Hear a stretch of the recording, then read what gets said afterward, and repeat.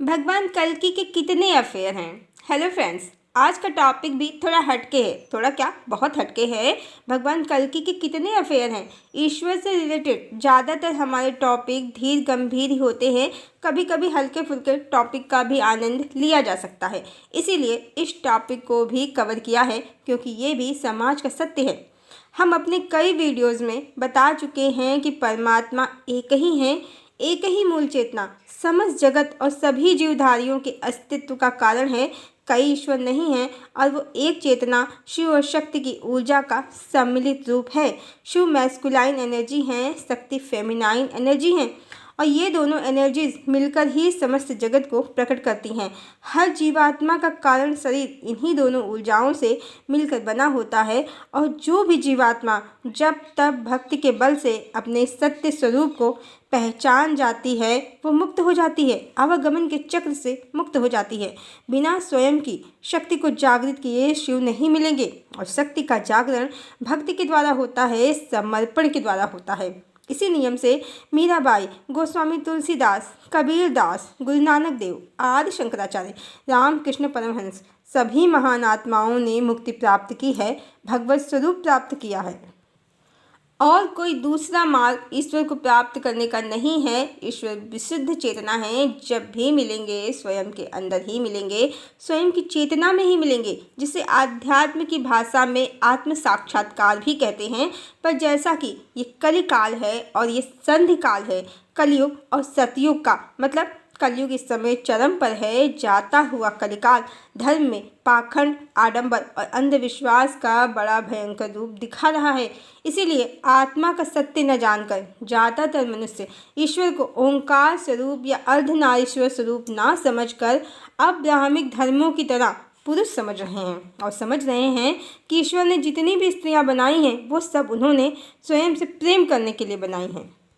बड़ी विचित्र कल्पना है ये, पर यह समाज की काली सच्चाई है। और इस तरह की कल्पना करने वाले स्त्री पुरुष ना तो ईश्वर का सत्य स्वरूप जानते हैं, ना ही उनके पूर्ण काम स्वरूप को, सच्चिदानंद स्वरूप को, और वो अपनी कल्पना को आध्यात्मिक प्रेम का नाम देते हैं। और जो उनकी इस बेवकूफ़ी भरी फिलॉसफी को झुठलाते हैं, उन्हें वो कहते हैं कि तुम भगवान और भक्त के प्रेम को समझ ही नहीं सकते, तुम में ज्ञान का अभाव है। जबकि ज्ञान का उनमें अभाव है। पहले स्वयं को जाने, स्वयं का वास्तविक स्वरूप जाने।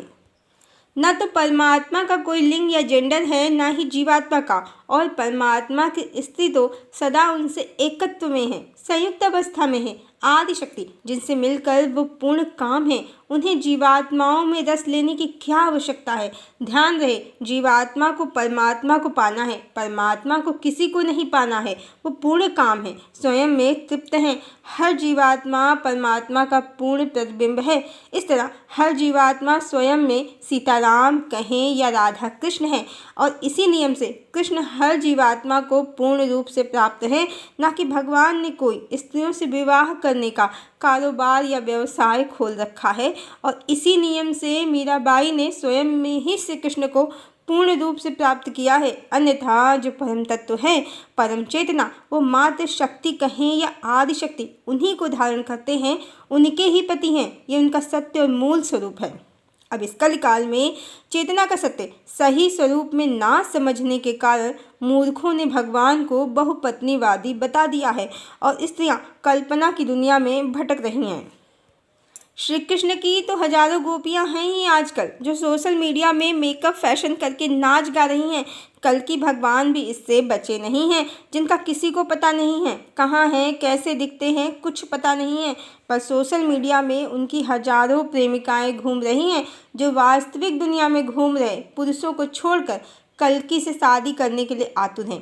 कल्पना की भी हद होती है, और कल्कि भी ये देखकर जरूर हंसते होंगे कि मार्केट में उनकी डिमांड बहुत ही ज़्यादा है, और टीआरपी भी। वैसे एस्ट्रोलॉजी के मुताबिक अब वो लगभग 40 की एज में आ ही गए हैं। आदि शक्ति के साथ ही वो धरा पर आए हैं, और इस बार की कहानी का उद्देश्य सभी कलयुगी कहानियों का, जो भगवान राम को सीता परित्याग और अग्नि परीक्षा लेने वाला बताती हैं, श्री कृष्ण को multiple relations, extra marital affair वाला बताती हैं, उनका ही नाश करना है, और आदि शक्ति का सत्य पुनः संसार में स्थापित करना है।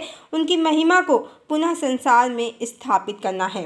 ऐसे में जब उनकी पत्नी पहले से ही परम लोक से ही डिसाइडेड हैं, तो इस तरह की कल्पनाओं में लड़कियों का घूमना कहाँ तक सही है। और 40 साल का पुरुष जिसकी प्रेमिका पहले ही कहानी में बिछड़ गई है, जिसका हृदय पहले से ही प्रिया विरह में संतप्त है, उसके साथ रोमांटिक कल्पनाएं करना, उससे विवाह इत्यादि के दिवा स्वप्न देखना मात्र और मात्र करप्ट दिमाग की उपज ही है, इसके अतिरिक्त और कुछ नहीं है। पर जैसा कि ये जाते हुए कलिकाल का आखिरी चरण है, तो मनुष्य स्त्री हो या पुरुष अजब गजब व्यवहार ही कर रहे हैं, और भगवान इनकी बेवकूफ़ियों पर सिर्फ हंस सकते हैं, क्योंकि सब उनकी ही संतानें हैं। पर यही कलिकाल की महिमा है, जिसका नाश करने के लिए भगवान अवतरित हुए हैं, जिसकी माया से ग्रस्त होकर स्त्रियां पहले कृष्ण और अब कल्कि को लाइफ पार्टनर बनाने की कल्पना में अपना पूरा जीवन नष्ट कर दे रही हैं। और बेचारे भगवान, उन्होंने किसी को प्रपोज भी नहीं किया है, उनके इतने सारे अफेयर हो गए हैं।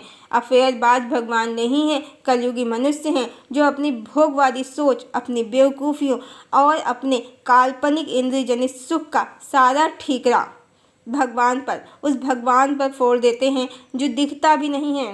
पर सबसे मज़ेदार बात अब इस काल्पनिक खेल में यही है कि पहले तो भगवान ने आज तक इनमें से किसी को कोई प्रेम प्रस्ताव नहीं दिया है, फिर भी वो बदनाम हैं। और दूसरी, अब तो भगवान सशरीर धरती लोक पर घूम ही रहे हैं, कभी तो मिलेंगे, तभी ये उनसे पूछ लें क्या स्कोप है। पर ये भी सत्य है कि जब वो सामने होंगे तो शायद ही किसी की हिम्मत हो उन्हें विवाह प्रस्ताव देने की। और जो उन्होंने कह दिया, जैसे सुपर्णखा को बताया था कि मैं तो मात्र अपनी प्राण प्रिया को ही समर्पित हूँ, तो ऐसी कल्पना लोक में सैर करने वाली भक्त स्त्रियों का क्या होगा। देखा जाए तो ये कोई हल्का फुल्का टॉपिक नहीं है, ये बड़ा ही सीरियस विषय है। धर्म के नाम पर समाज एक मानसिक पागलपन का शिकार है इस समय, और जिसका शिकार उन्होंने स्वयं सच्चिदानंद निराकार निर्विकार परमात्मा को बना दिया है। क्या कहा जाए, संपूर्ण गीता शास्त्र में भगवान ने कहीं भी ऐसा कुछ नहीं बताया जो आज समाज में धर्म के नाम पर स्त्रियां कर रही हैं। उन्होंने स्वयं को परम ब्रह्म ओंकार स्वरूप निराकार परमात्मा ही बताया है, विशुद्ध चेतना ही बताया है श्रीमद् भगवद गीता में, और स्वयं का लोक या परम धाम भी स्वयं को ही बताया है, जहाँ पर चेतना परमात्मा में विलीन हो जाती है, मोक्ष की अवस्था को प्राप्त कर लेती है। ऐसा कोई लोक नहीं बताया जहाँ स्त्रियों संग नाच गाने का प्रोग्राम चलता हो। उन्होंने जो अपना लोक बताया है श्रीमद् भगवद गीता में, उसके अनुसार न तो वहाँ सूर्य प्रकाशित होता है, न चंद्रमा, न तारे, और अग्नि भी नहीं। वो लोक स्वयं परमात्मा से प्रकाशित होता है। फिर धर्म के नाम पर पागल लोग भगवान की सुनते नहीं हैं और अपनी रची हुई मनगढ़ंत कहानियों में घूमते रहते हैं और रसिया भगवान को बता देते हैं। क्या कहा जाए, यही कलिकाल की महिमा है, मनुष्य अपने जैसा परमात्मा को समझ रहे हैं। हरिओम।